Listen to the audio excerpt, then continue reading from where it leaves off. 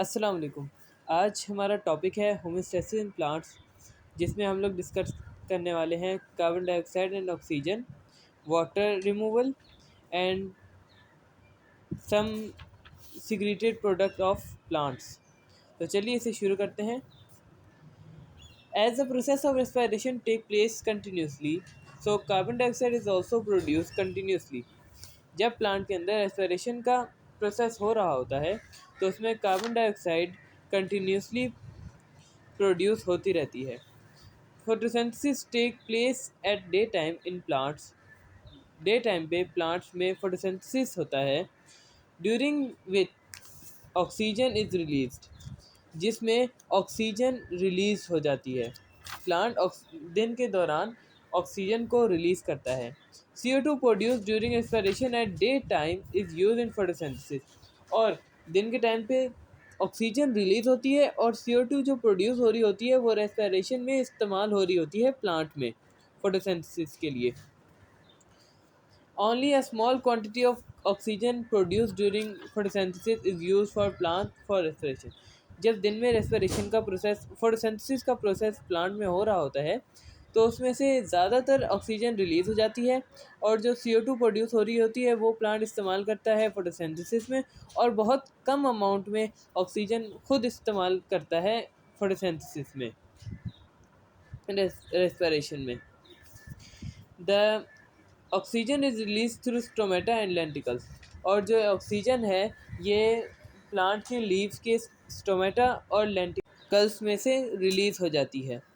Eight night no photosynthesis take place, so CO2 is release by as by product and atmospheric oxygen is use for respiration in plant. अब plant के अंदर respiration का process तो continuous है और night के time पे plant के अंदर फोटोसिंथेसिस अकर नहीं होता, तो CO2 जो है, जो दिन के अंदर रेस्पिरेशन के प्रोसेस के लिए CO2 इस्तेमाल हो रहा था, वही CO2 अभी रात को रिलीज़ करेगा प्लांट और ख़ुद ऑक्सीजन इस्तेमाल करेगा अपने रेस्पिरेशन के प्रोसेस के लिए। फिर आ जाता है water. Removal of excess of water take place by transpiration and गुटेशन।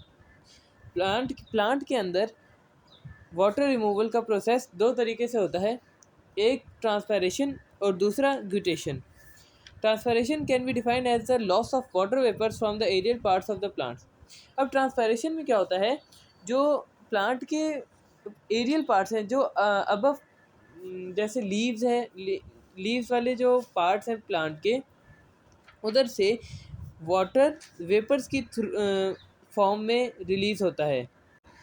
और ये हमारा जो लीव्स के अंदर स्टोमेटा मौजूद होते हैं, टाइनी पोर्स ऑन लीव्स, उनसे रिलीज़ होता है। जबकि गुडेशन में इसका अपोजिट है। गुडेशन में वाटर लॉस होता है ड्रॉपलेट्स की फॉर्म में।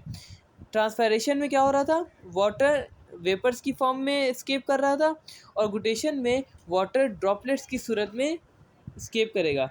और उधर ट्रांसपैरेशन में स्टोमेटा से स्किप हो रहा था और यहाँ पे गुटेशन के प्रोसेस के अंदर लीव्स के टिप्स एंड मार्जिन से रिलीज़ होगा।